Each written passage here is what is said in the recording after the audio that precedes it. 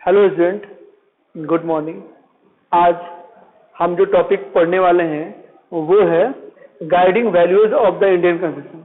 उसके ऊपर हमने द कॉन्स्टिट्यूएंट असेंबली इसलिए लिखा हुआ है कि इसमें कुछ बातें रह गई थी जो आपको बताना है, और ये लास्ट क्लास में टॉपिक चला भी था कि इंडिया का कॉन्स्टिट्यूशन जो है वो बनने की प्रक्रिया किस प्रकार कैसे रही। इन बातों को हमने लास्ट क्लास में पढ़ा था। तो सबसे पहला कि कॉन्स्टिट्यूएंट असेंबली में आपने जाना था कि हमारा जो कॉन्स्टिट्यूशन है वो 11 दिसंबर 1946 को जो है वो बनना शुरू हुआ था। फाइनली 26 नवंबर 1949 को जो है बनकर तैयार हो गया, और 26 जनवरी 1950 को फाइनली इसको लागू किया गया। इसको बनने में 2 साल 11 महीने 18 दिन लगे। इस कॉन्स्टिट्यूएंट असेंबली के जो मेंबर थे वो थे 299 मेंबर्स जो थे इसके थे। इनमें मेंबर्स में आपको जो है डॉक्टर राजेंद्र प्रसाद, भीमराव अंबेडकर जो है, एच.सी. मुखर्जी जो है, इस तरह के जो है आपको तमाम जयपाल सिंह, तो टी.टी. कृष्णाचारी, इस तरह के जो है तमाम अलग अलग क्षेत्रों से जो है वो लोग चुन कर आए हुए थे। अलग अलग कास्ट से, रिलीजन से, जेंडर से, लैंग्वेज से, यानी अलग अलग फील्ड के जो एक्सपर्ट थे उनका चुनाव किया गया कॉन्स्टिट्यूशन बनाने में। क्योंकि आप समझ रहे हैं कि कॉन्स्टिट्यूशन में कितनी अहमियत होती है। कॉन्स्टिट्यूशन ऐसे ही नहीं होता है। कॉन्स्टिट्यूशन जो है वो एक पूरा फ्रेम वो होता है जिसके बेसिस पे जो है कंट्री का जो है वो सिस्टम चलता है, कंट्री चलती है, कंट्री गवर्न होता है। इस वजह से इसको एक्सपर्ट लोगों की जरूरत होती है इसको बनाने के लिए। तो इसके लिए जो है सबसे पहला काम क्या किया गया कि अलग अलग फील्ड से जो है अलग अलग जो स्कॉलर थे, एक्सपर्ट थे, उन लोगों को बुलाया गया। फिर फाइनली काफी लॉन्ग डिस्कशन करके जो है इसे एक कॉन्स्टिट्यूशन का रूप दिया गया। चलिए, इसमें आपने यह बातें समझ ली। फिर हम जानते हैं कि हमारे कॉन्स्टिट्यूशन जब बन रहा था तो उसमें लगभग 10 कंट्रियों से हमने वहां की कॉन्स्टिट्यूशन से जो कुछ अच्छी बातें थी, कुछ अच्छे लॉ थे, उसको अपने कॉन्स्टिट्यूशन में लेने का काम किया। जैसा कि मैं बात करता हूं पार्लियामेंट्री सिस्टम।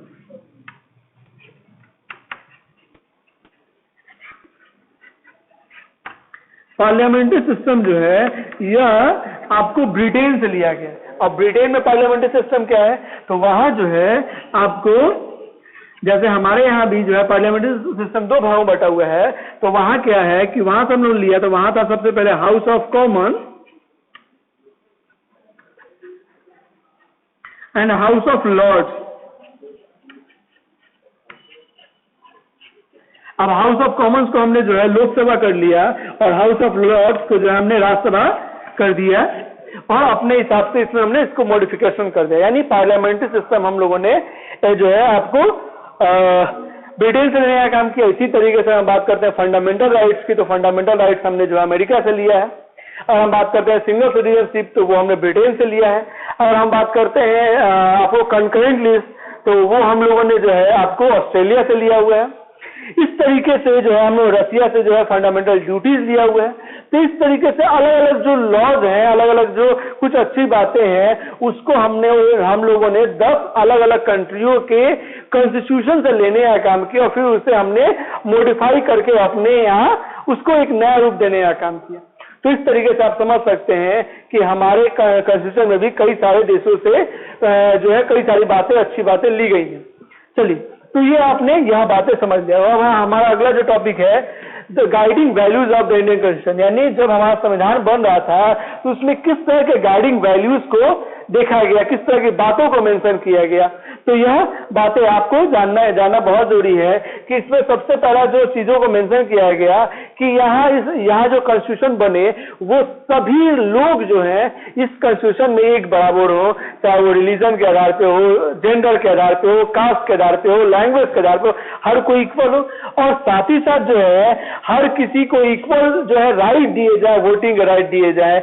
यहाँ तक कि जो लैंग्वेज है उस लैंग्वेज का भी जो है समाधान किया है कि जो भी मैक्सिमम बोली जाने वाली भाषा है उसको जो ऑफिशियल लैंग्वेज कर दिया गया और बाकी को शेड्यूल लैंग्वेज किया गया। इस तरीके से हम लोगों ने अपने कॉन्स्टिट्यूशन में जो है उसमें बहुत सारी कुछ अच्छी वैल्यूज को डाला गया, जो है उसमें काफी इस पे रिसर्च करके, काफी गहन अध्ययन करके उसको जो एक संविधान का रूप दिया गया, उसमें बहुत सारी बातों को जोड़ने का काम किया। इसे लॉ और रूल का नाम देते हैं। चलिए आगे, the dream and the promise, यानी कुछ हमारे जो फिलोसफर्स हुए, जो एक तरीके से जो हमारे एक तरीके से कहें कि क्रांतिकारी नेता हुए, उनके जो एक तरीके से ड्रीम थी या वादे थे, उनको किस तरीके से हमारे कॉन्स्टिट्यूशन में समाहित करने का काम किया गया। जैसे हम बात करते हैं महात्मा गांधी, महात्मा गांधी का हमारे भारतीय जो है आंदोलन में, जो है भारत में जो ब्रिटिश के खिलाफ जो आंदोलन किया गया या आजादी भारत की, उसमें एक बहुत बड़ा इंपॉर्टेंट रोल रहा। तो उनका जो एक बहुत बड़ा ड्रीम था कि हमारे देश में कोई भी व्यक्ति भूखा ना सोए, यानी each and every people get food if they live in the India, so they have a right to take the food, उसको अधिकार है कि वो फूड ले सके। तो यह एक बहुत बड़े, साथ ही साथ महात्मा गांधी का मानना था कि हमारे जो है इस देश में हर एक व्यक्ति को जो है इक्वल अधिकार मिले, इक्वल उसको माना जाए, चाहे वो किसी भी जाति से हो, धर्म से हो, भाषा से हो, समुदाय से हो, मजहब से हो, यहाँ तक कि गरीब या अमीर हो, उसको बराबरी का दर्जा दिया जाए, वोटिंग राइट दिए जाए, चुनाव में खड़ा होने का अधिकार दिया जाए, उसको कॉन्स्टिट्यूशन में एक बार माना जाए। यह तमाम जो आपको एक तरीके से उनके जो ड्रीम थे उनको जोड़ने का काम किया। इसी तरीके से हम आपको बताते हैं भीमराव अम्बेडकर की, जो है आपको भीमराव अम्बेडकर जो थे वो आपको मालूम है कि ड्राफ्टिंग कमेटी के चेयरमैन थे। गांधी जी जो है वो कॉन्स्टिट्यूशन असेंबली के मेंबर तो नहीं थे, लेकिन वो उनका जो है बहुत बड़ा योगदान है, इसलिए उनकी बातों को समाहित करने का काम किया गया। चलिए डॉक्टर भीमराव अम्बेडकर, वो जो उन्होंने जो है एक स्पीच दिया जब हमारा देश का संविधान जब लागू हुआ था 26 जनवरी 1950 को, तो उसमें उन्होंने क्या कहा कि we are going to enter life of contradictions, in politics we have equality and in social equal economic life we have inequality. यानी एक तरीके से कहा जाए सामाजिक रूप में तो हमारे यहाँ जो है एक समानता देखने को मिलती है, लेकिन आर्थिक रूप से एक समानता नहीं है। किसी के पास धन का बहुत बड़ा धन है तो किसी के पास कम है, किसी के पास लैंड का बहुत बड़ा टुकड़ा है तो किसी के पास कम है, या कहे तो बिल्कुल नहीं है। आगे बोल रहे हैं in politics we will be recognise the principle of one man one vote and one value.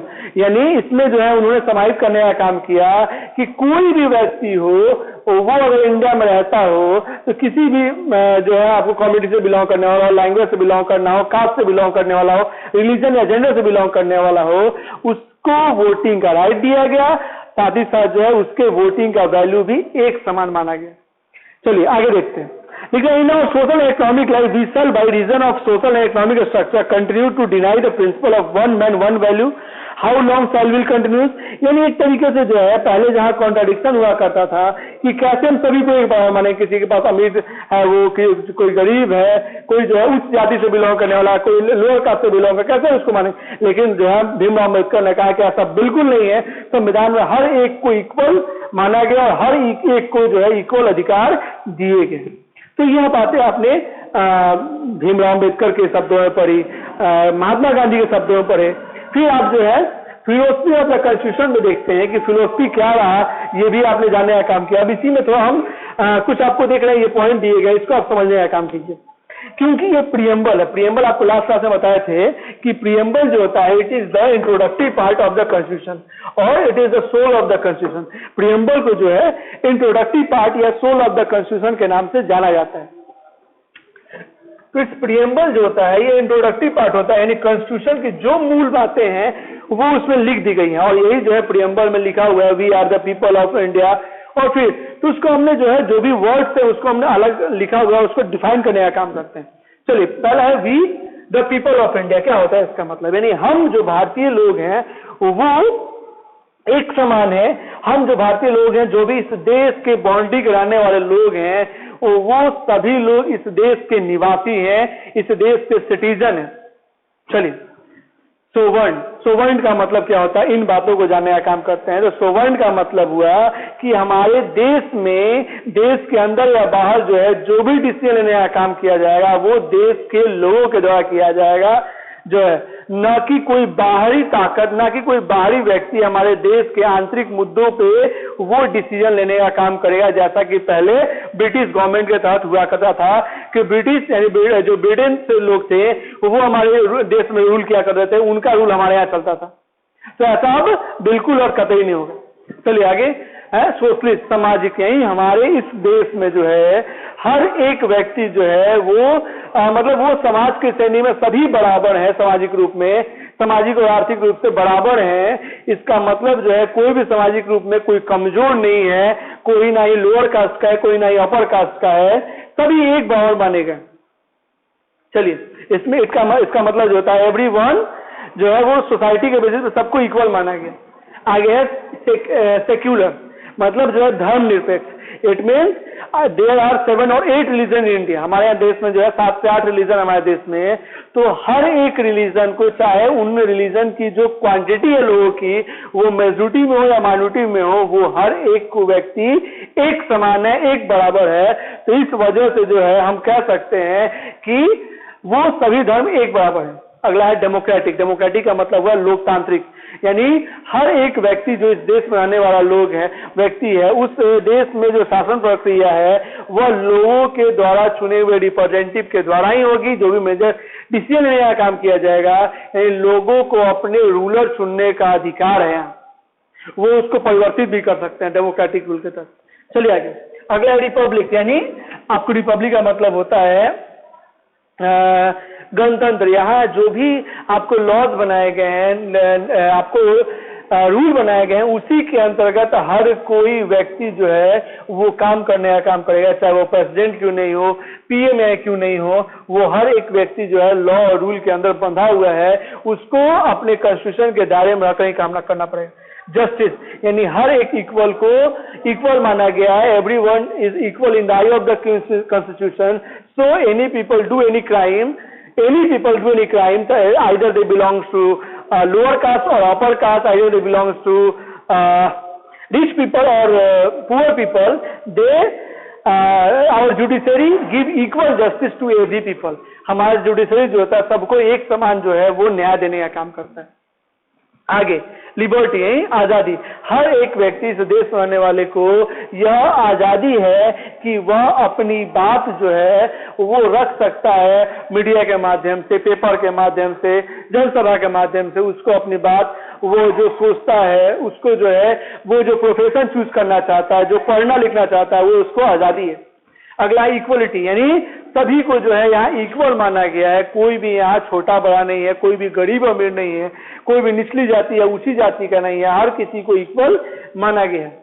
Fraternity, यानी इस देश में रहने वाले चाहे वो किसी भी जाति से हो, किसी भी भाषा से हो, किसी भी कास्ट से हो, वो हमारे देश में सभी एक व्यक्ति जो है वो आपस में मिलजुल कर रहते हैं और वो आपस में भाईचारे की नीति को अपनाते हैं, सभी आपस में भाई भाई हैं। इस फ्रैटर्निटी का नियम दिया गया, इस फ्रैटर्निटी का एक तरीके से बातें कही गई। तो इस तरीके से आपने आज एक क्लास में बहुत सारी इंपॉर्टेंट बातों को जानने का काम किया। The constituent assembly, guiding values of the Indian constitution, जिसमें आपको the dream and the promises and philosophy of the constitution, क्या ड्रीम रहा गांधी जी का और क्या क्या फिलोसफी रही, इन बातों को आपने जानने का काम किया। आप इसको टेक्स्ट बुक से पढ़िए, गांधी जी की बातें दी गई हैं, डॉक्टर भीमराव अम्बेडकर की बातें दी गई हैं, उस फिलोसफी को आप पढ़ने का काम किए तो आपको जब भी उस तरह से कुछ क्वेश्चन आएंगे तो आपको, अगर आप ज्यादा से ज्यादा पढ़े रहेंगे तो आपको आंसर लिखने में आसानी होगी, आप उसको जो है अपने शब्दों में लिख सकते हैं। तब तक के लिए धन्यवाद। नेक्स्ट क्लास में हम लोग नेक्स्ट टॉपिक की तरफ बढ़ेंगे। ये लास्ट टॉपिक तो नहीं है, इसके बाद अगला टॉपिक है, इसका हम लोग नेक्स्ट टॉपिक की तरफ बढ़ेंगे। तब तक के लिए धन्यवाद। हाँ।